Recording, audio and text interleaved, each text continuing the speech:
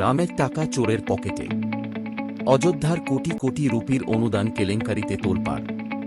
আসসালামু আলাইকুম। ঈশ্বর বা ভগবান কি শেষ পর্যন্ত নিজের টাকা নিজে বাঁচাতে পারলেন?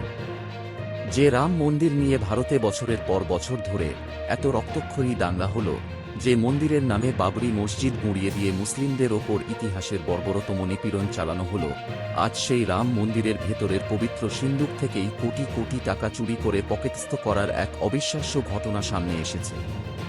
আন্তর্জাতিক সংবাদ মাধ্যম রয়টার্স এবং ভারতের এনডিটিভির সর্বশেষ খবর অনুযায়ী, সাধারণ ধর্মপ্রাণ হিন্দুদের ভক্তি ও আবেগের দান করা প্রায় 7 কোটিরও বেশি রুপি চুরির দায়ে প্রধান 8 অভিযুক্তকে 14 দিনের জুডিশিয়াল কাস্টডিতে পাঠিয়েছে অযোধ্যার আদালত।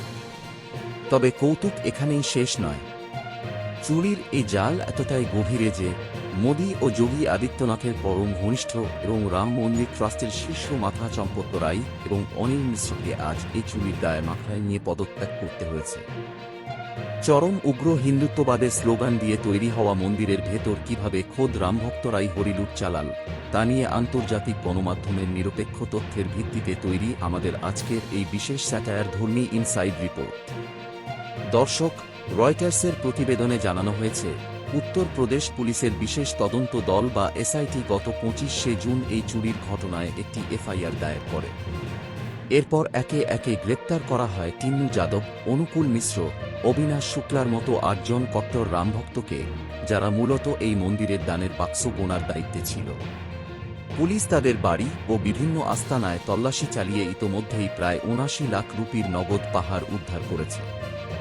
ভারতীয় সংবাদ মাধ্যমগুলো জানাচ্ছে, এই অভিযুক্তদের জীবনযাত্রা গত কয়েক মাসে রাতারাতি বদলে গিয়েছিল। সাধারণ দিনমজুর বা ট্রাস্টের সামান্য কর্মচারী থেকে তারা হঠাৎ করেই দামি স্করপিও গাড়ি, নতুন ফার্মহাউস এবং বিলাসবহুল লাইফস্টাইলের মালিক বনে যায়। অর্থাৎ দেশের সাধারণ মানুষ যখন তাদের শেষ সম্বলটুকু ভগবানের চরণে দান করছিলেন, এই 8 জন মহাপুরুষ তখন পর্দার আড়ালে বসে সেই ঈশ্বরের টাকা দিয়ে নিজেদের আখের পুছিয়ে নিচ্ছিলেন।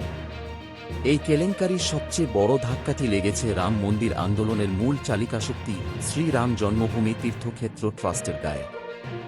চুরির মূল হোতারা ছিলেন ট্রাস্টের সাধারণ সম্পাদক চম্পত রায়ের অত্যন্ত ঘনিষ্ঠ।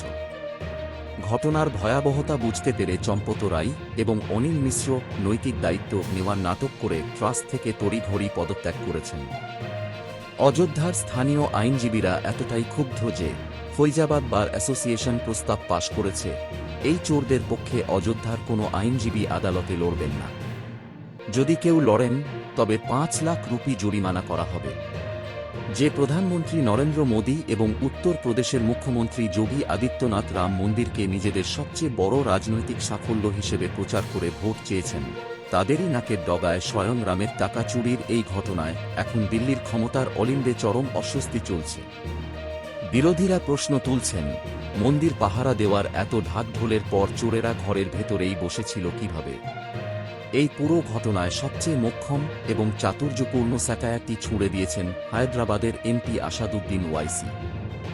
এনডিটিভিতে প্রকাশিত এক ভিডিওতে উত্তরপ্রদেশের যোগী সরকারের বুলডোজার নীতিকে ধুয়ে দিয়েছেন তিনি।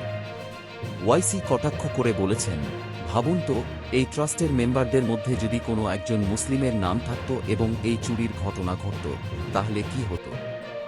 এতক্ষণে যোগী আদিত্যনাথের পুলিশ সেই মুসলিম ব্যক্তির সঙ্গে এনকাউন্টার করে ফেলত এবং তার পুরো বাড়ি বুলডোজার দিয়ে গুঁড়িয়ে মাটির সাথে মিশিয়ে দিত। ওয়াইসির এই রসাত্মক মন্তব্য ভারতের বর্তমান একচোখা আইন ব্যবস্থাকে বিশ্বমঞ্চে একদম নগ্ন করে দিয়েছে।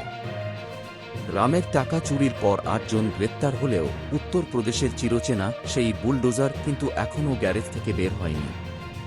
উগ্র ধর্মীয় আবেগ দিয়ে সাধারণ মানুষের চোখে ধুলো দেওয়া এবং রাজনীতির নামে মন্দির বানিয়ে শেষ পর্যন্ত সেই মন্দিরের টাকা চুরি, এই ঘটনা কি প্রমাণ করে যে উগ্রবাদের শেষ পরিণতি শুধুই ক্ষমতার লোভ আর দুর্নীতি? কমেন্টে আপনার মূল্যবান ও মার্জিত মতামত দিন।